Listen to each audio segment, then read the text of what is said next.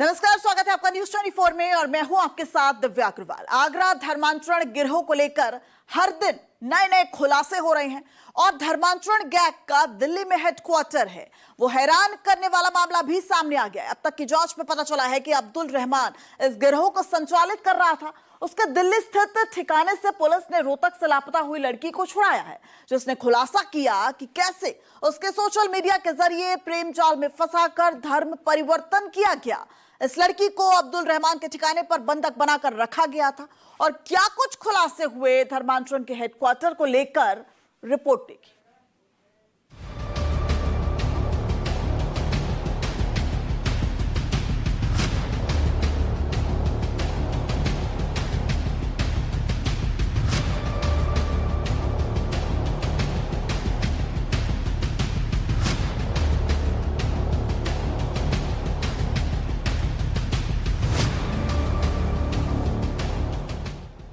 आगरा धर्मांतरण गैंग का दिल्ली में था हेडक्वार्टर।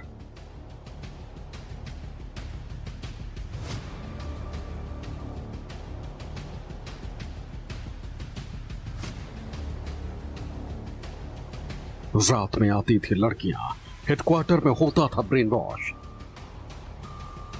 अब्दुल रहमान मास्टरमाइंड, धर्मांतरण गैंग का काजी कौन?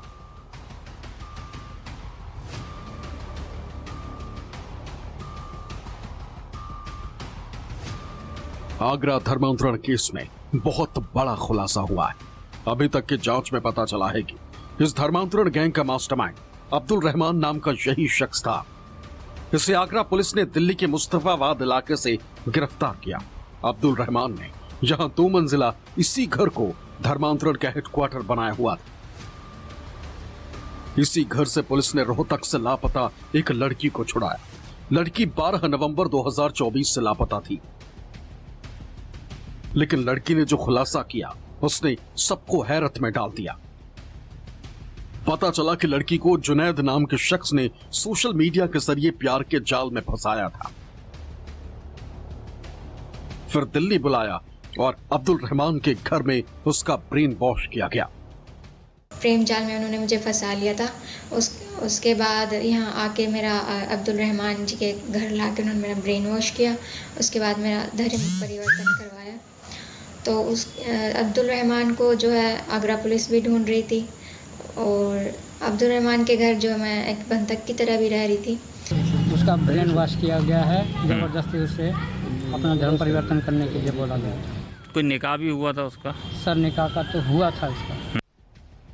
जांच में पता चला है कि राजस्थान से कोई काजी आया करता था जो अब्दुल रहमान के घर में धर्मांतरण के बाद इस्लाम कबूलने वाली लड़कियों का निकाह कराता था।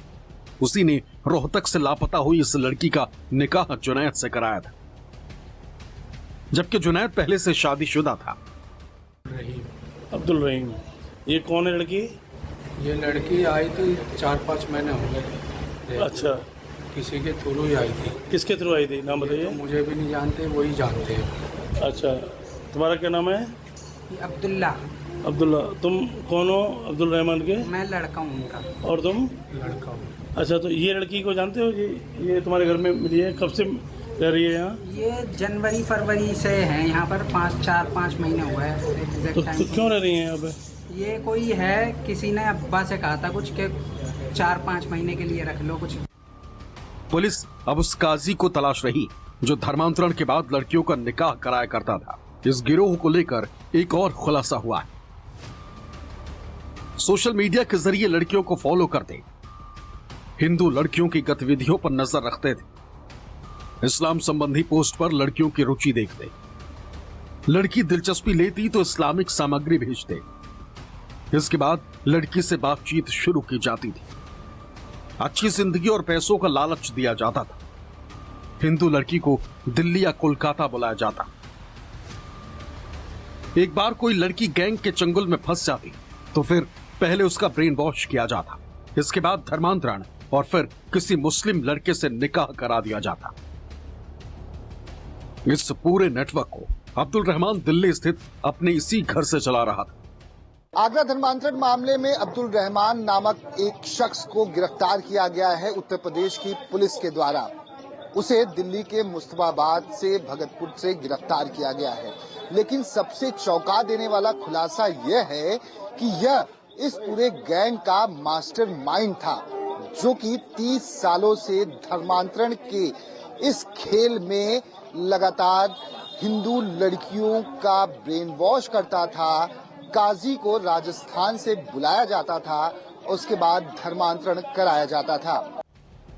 अब्दुल रहमान के इसी घर पर आगरा पुलिस ने छापेमारी की थी। इस दौरान इस्लाम और धर्म परिवर्तन से संबंधित किताबें मिली थी। इन किताबों को कलीम सिद्दीकी ने लिखा था। पुलिस की जांच में खुलासा हुआ कि कलीम सिद्दीकी को 2021 में अरेस्ट किया गया। कलीम पर जबरन धर्मांतरण कराने के आरोप थे। साल 2024 में कलीम को उम्र कैद की सजा हुई। धर्मांतरण का जिम्मा अब्दुल रहमान ने संभाला। ब्रेन वॉश के लिए सामग्री अब्दुल वितरित करता था। 2 मंजिला इस मकान को किराए पर लेकर अब्दुल रहमान काफी समय से धर्मांतरण गिरोह को चला रहा था। यहां अक्सर हिंदू लड़कियों को लाया जाता था। घर के नीचे कारखाना चलता था ताकि किसी को शक न हो, और ऊपर की 2 मंजिलों पर धर्मांतरण का धंधा चलाया जा रहा था। पर हम तस्वीरें दिखा देते हैं कि अब्दुल रहमान आखिर रहता कहाँ था। ये है 2 मंजिला मकान, जो कि बताया जाता है कि यह किराए पर लिया गया था, और यहाँ पर दिन में कोई भी शख्स इस घर का जल्दी नजर नहीं आता था, लेकिन रात में यहाँ पर कुछ न कुछ ऐसे काम होते थे जो अपने आप में ही कई सवाल खड़े करते हैं। हालांकि एक लॉक लगा हुआ है सामने की तरफ। यहाँ पर बहुत सारे स्थानिक हैं जो काफी गुस्से में हैं। स्थानीय लोगों की माने तो दिन में ज्यादा गतिविधि नहीं होती, बल्कि रात में अक्सर लड़कियों को यहाँ लाया जाता था। किसी को शक ना हो इसलिए लड़कियां बुर्के में आती थी। हलचल कुछ नहीं होती थी। जैसे लड़कियां आ रही हैं, बुरखे में ही लड़कियां आती थी, बुरखे में ही रहती थी। बाहर बिना बुरखे के लड़कियां नहीं निकलती थी। जब भी निकलती हैं बुरखे में निकलती हैं। और जब हमारा सोने का टाइम होता है, इनका उठने का टाइम होता है। जब हम उठते हैं दब के सोते हैं। इनका उल्टा काम था और इनका मतलब अच्छा नहीं था। इसमें हमारे को पहले से भी शक ऐसा हो रहा था कि इसमें कुछ गलत काम होता है। रात को भी मैं 2 बजे भी आता था। अपनी गाड़ी खड़ी करी। गाड़ी खड़ी करने के बाद भी मैं देखता था कोई ना कोई लेडीज या कोई ना कोई इस खिड़कियों में से झांकता देखता था मेरे को। ये नया चेहरा नहीं, चेहरा बुरखे में होया करती थी, बुरखे में रहा करती थी, आती थी, ऊपर से देखती थी। स्थानीय लोगों को शक तो होने लगा था कि यहाँ कुछ तो गड़बड़ है, लेकिन किसी ने बोलने की हिम्मत नहीं जुटाई। इसकी एक वजह यह थी कि इस घर में बड़ी संख्या में लोग होते थे। कई बार तो 50-50 लोग आते थे। स्थानीय लोगों का आरोप है कि अब्दुल रहमान पैसों की धौंस भी दिखाया करता था। स्थानीय पार्षद के मुताबिक घर को किराए पर लिया गया था और बहुत संभव है कि मकान का मालिक भी विदेश में रहता है। में तो ये कम से कम 60-70 जने और ये रहते थे। मगर ये कितने जने कह लिए रिश्तेदार हैं, छुट्टी मनाने आए हुए हैं। हाँ, और हाँ इन्हीं के घर में, और काम कुछ नहीं था। अब ये देख लो, हमारा तुम्हारा तो इतना खर्चा करते करते भी नहीं खर्चा पर, और इनका इतना मोटा खर्चा कहाँ से चलता। और रात गाड़ी यहाँ आई है, हम अंदर कर दिए और सामान भर भर के ले गए यहाँ से। अंदर जाओ। सबसे पहले तो हमने देखा कि इस मकान का जो मालिक है शायद वो इंडिया में ही नहीं रहता, और यहाँ जो अब्दुल रहमान रह रहे थे, जो सुनने में आया, वो यहाँ किराए पे रह रहे थे। और उनके साथ जो मुझे सूचना मिली कि कोई एक या 2 लड़कियां भी यहाँ थी, जिनका जो ये पुलिस यहाँ से आगरा जो यूपी पुलिस उनको लेके गई है। समस्या ये है कि इसके अंदर अभी जो हमने नोटिस किया कि स्क्रैप का काम भी चल रहा था। बिजनेस की आड़ में अब्दुल रहमान धर्मांतरण का धंधा चला रहा था, जिस पर अब शिकंजा कसा जा चुका है। साथ ही बुधवार को यहां दिल्ली नगर निगम की टीम भी पहुंची, जो यहां चल रहे कारखाने को लेकर कार्रवाई की। हालांकि हैरानी की बात यह है कि दिल्ली में इस तरह से धर्मांतरण का खेल चल रहा था। लड़कियों को बंधक बनाकर रखा जाता था, लेकिन न पुलिस और न ही जांच एजेंसियों को इसकी भनक लगी। आगरा से विमल मिश्रा के साथ दीपक दुबे, दिल्ली, न्यूज़ 24।